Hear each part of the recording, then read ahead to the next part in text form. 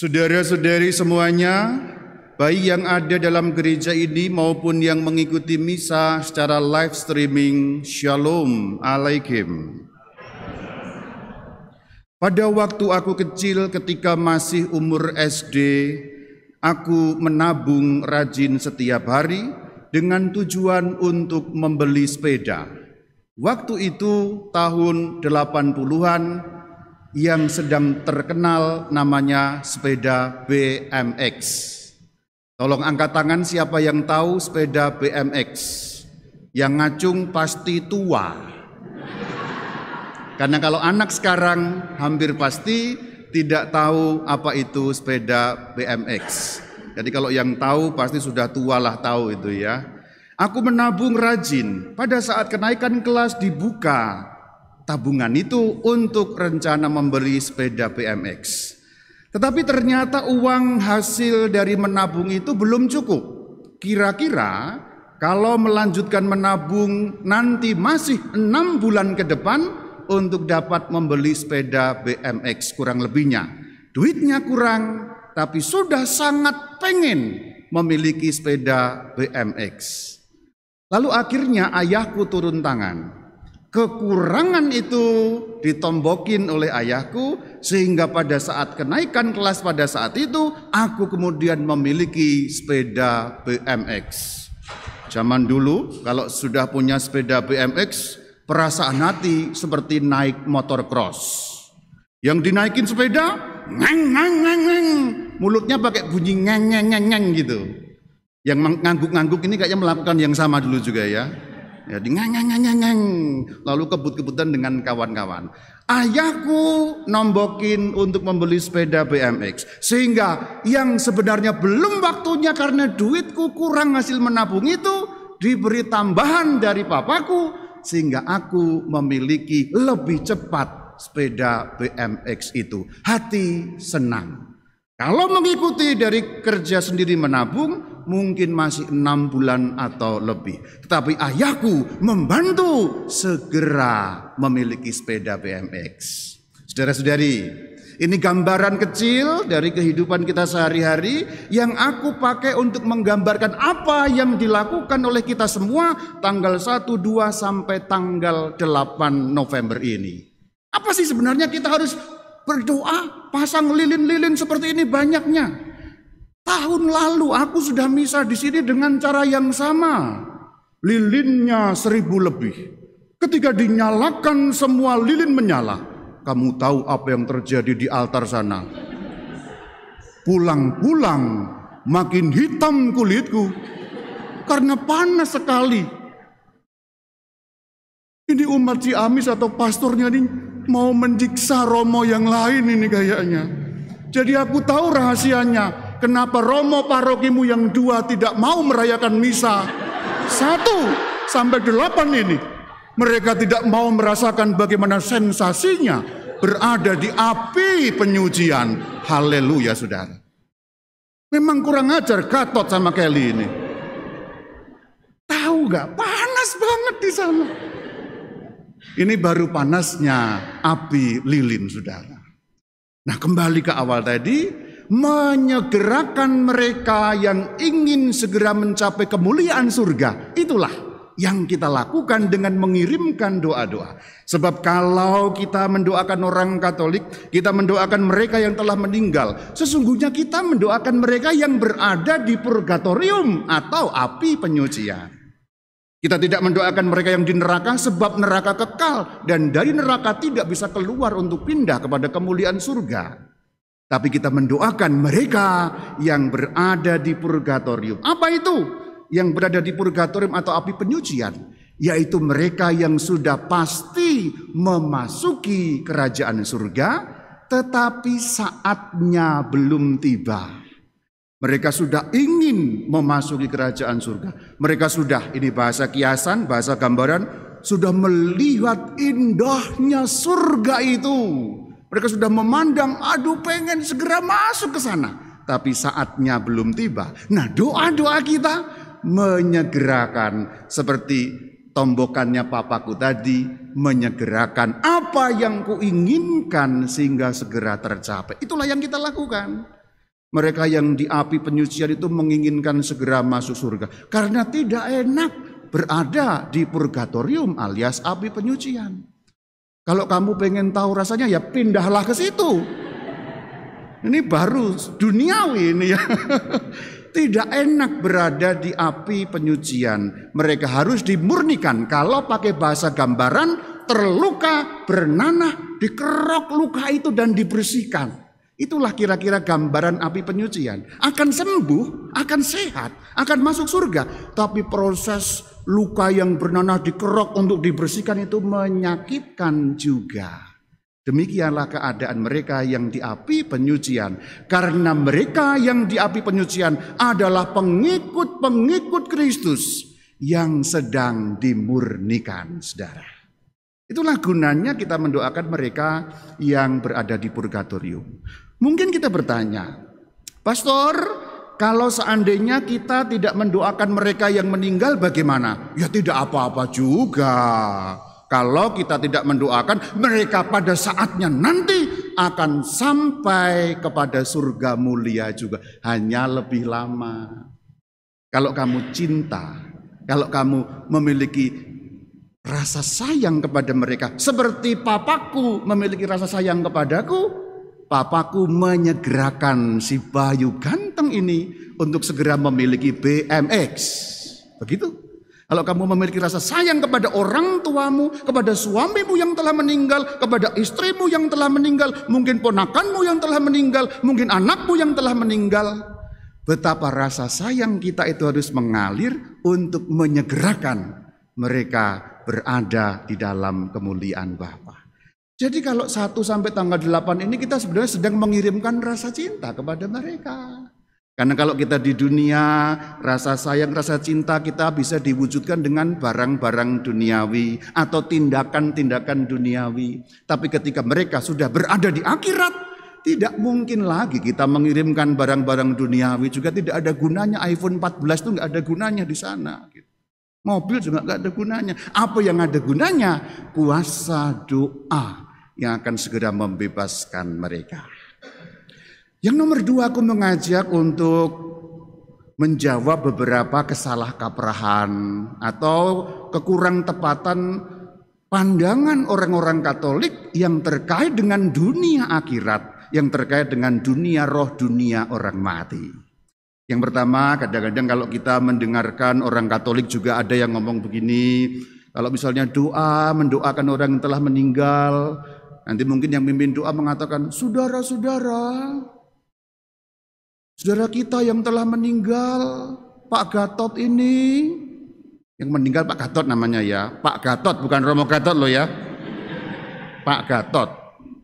Pak Gatot ini sekarang sudah berada di surga dengan mulia. Nah ini hati-hati kalau ngomong begitu. Ini maksudnya pengen menghibur keluarga yang ditinggalkan dengan penghiburan. Pak Gatot sekarang sudah berada di surga, tapi ini hati-hati. Sebab justru tidak terlalu tepat. Maksud hati menghibur, maksud hati biar yang ditinggal tenang hatinya. Tapi ini menjadi semacam penghiburan yang kurang tepat dan penghiburan yang tanda petik agak palsu. Karena apa? Sesuci itukah Pak Gatot sehingga dia langsung masuk surga? Yang memasuki surga hanyalah santo santa yang tidak memiliki dosa mortal dan tidak juga memiliki dosa venial yang kecil-kecil. Kita umumnya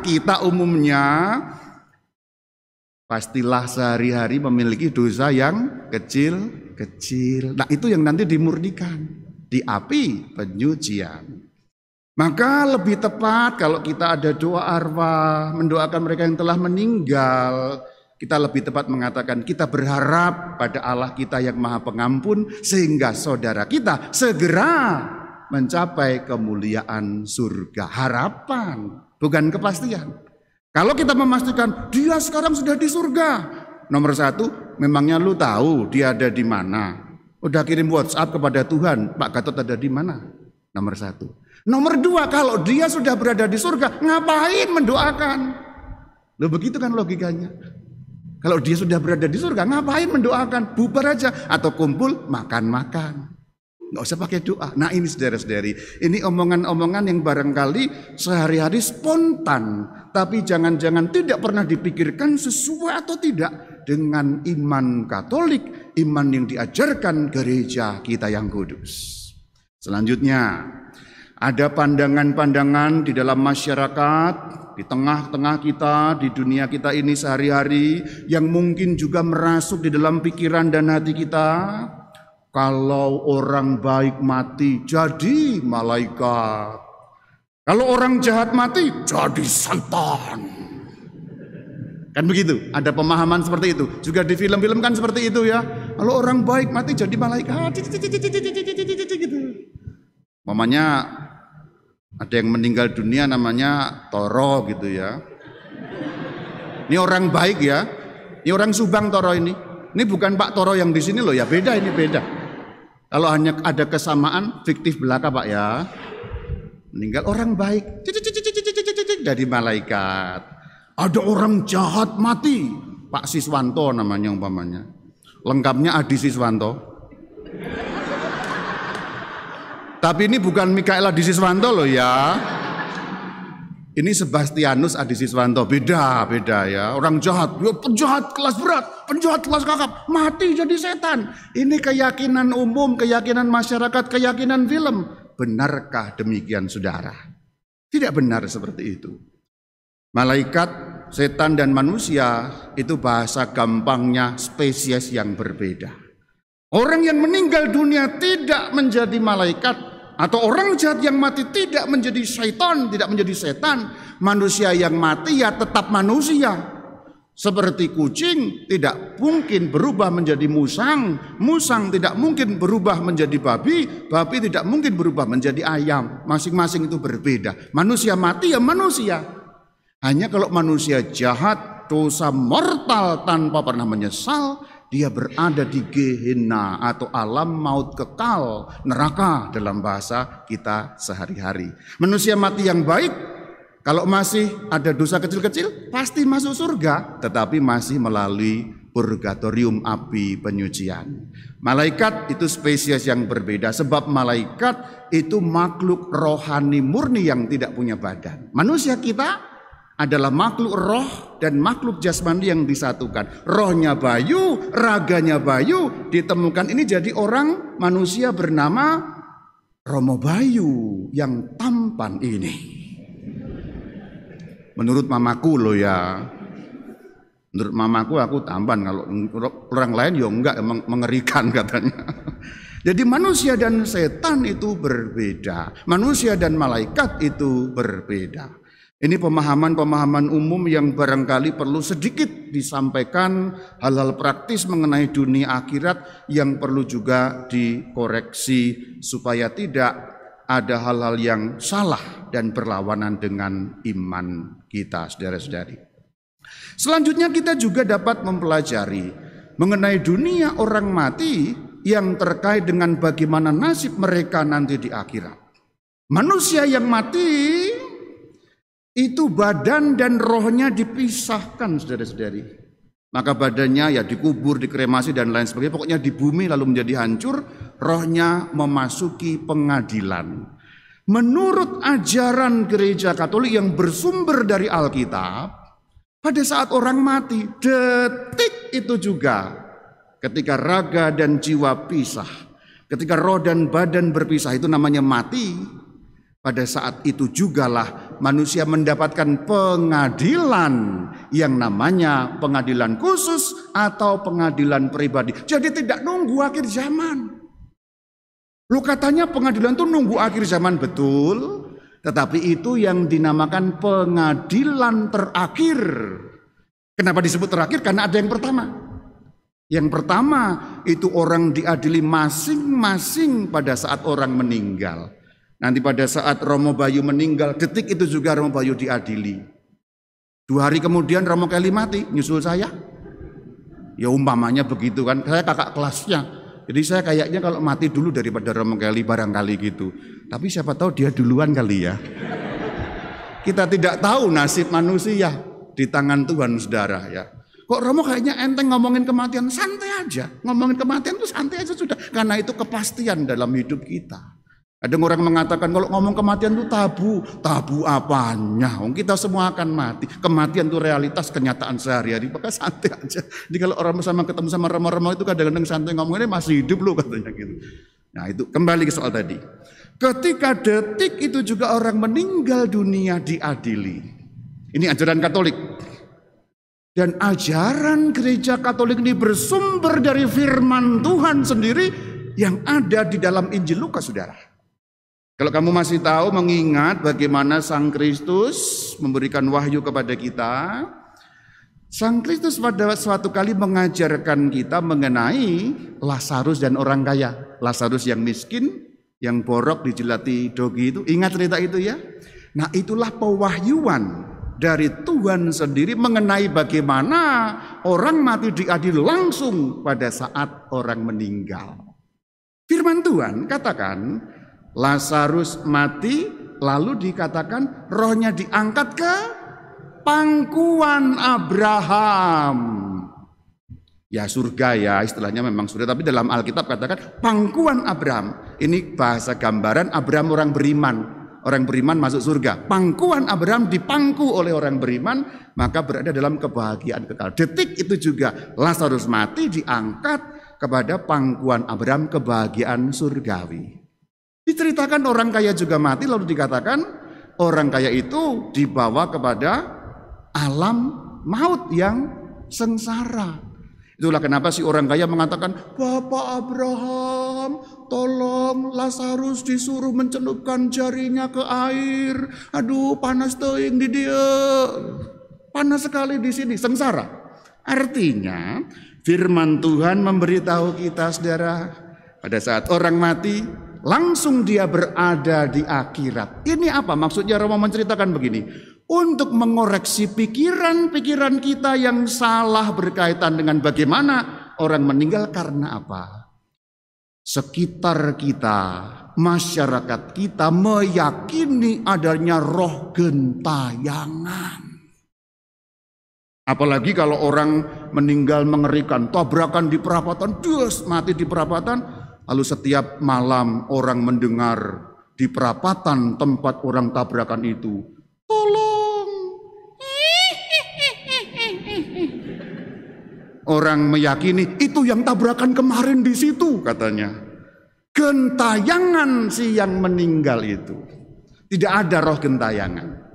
Karena apa? Ajaran Alkitab jelas, ajaran gereja jelas. Detik itu juga dipisahkan rohnya, langsung berada di akhirat.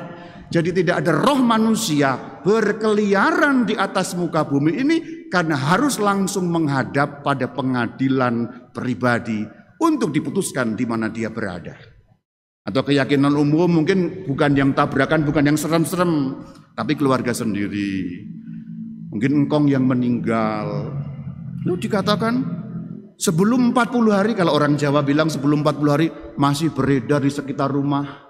Tradisi Chinese mengatakan sebelum 49 hari, beda-beda angkanya tapi intinya sama. Sebelum hari tertentu masih beredar sekitar rumah, pelan-pelan nanti perginya. Maka kadang orang mengatakan, aku lihat engkong di bawah pohon jambu depan rumah. Lagi ngapain? Merokok cerutu katanya. Bayangan-bayangan itu, katanya itu engkong. Saudara, tidak ada roh gentayangan di atas muka bumi ini. Sebab kita tahu detik orang meninggal, dia langsung di akhirat. Tapi orang mengatakan, tapi itu nyata pastor, ada, seperti itu ada. Di perapatan muncul itu yang tabrakan. Engkong kadang-kadang menampakkan diri. Betul, kejadian atau pengalaman seperti itu ada dan betul. Tetapi sebagai orang Katolik di bawah pimpinan ajaran gereja Katolik, kita harus tahu bahwa itu setan yang menyamar sebagai orang yang meninggal. Bukan engkong yang telah meninggal, bukan suamimu yang telah meninggal, bukan istrimu yang telah meninggal, bukan mamamu yang telah meninggal, bukan papamu yang telah meninggal. Sebab begitu mereka meninggal, sudah berada di akhirat, diadili. Itu setan yang menyamar. Maka kalau mendapatkan fenomena seperti itu, doakan doa Santo Mikael. Karena untuk mengalahkan kuasa setan, untuk menghadapi kuasa gelap seperti itu, apalagi penyamaran seperti itu, doakan Santo Mikael, minta air suci kepada pastor, perciki di mana tadi itu muncul yang setan pura-pura menyamar sebagai engkong tadi itu. Sehingga terbebas dari kekuasaan roh jahat. Saudara-saudari, kenapa aku mengajarkan katekese mengenai dunia orang mati ini? Supaya pikiran kita sebagai orang Katolik benar. Sebab kalau pikiran kita salah, tidak sesuai dengan iman Katolik, nanti tindakannya salah. Orang yang pikirannya salah, tindakannya salah. Contoh yang tindakannya salah, ketika ada penampakan engkong tadi umpamanya, dia kan nggak ngerti dikira engkong beneran.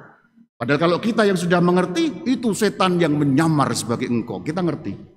Tapi yang tidak ngerti karena pikirannya keliru, waduh engkong muncul, jangan-jangan engkong mau pesan sesuatu, mungkin apa yang ketinggalan, cenah.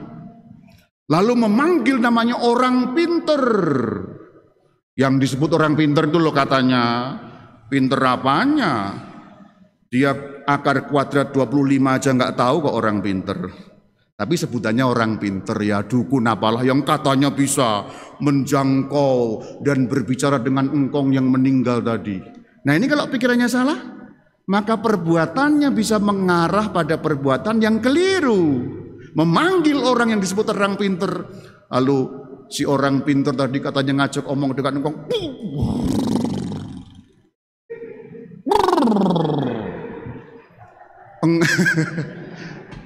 Jangan ketawa loh ya, yang ketawa nanti ketahuan pernah melakukan loh ya.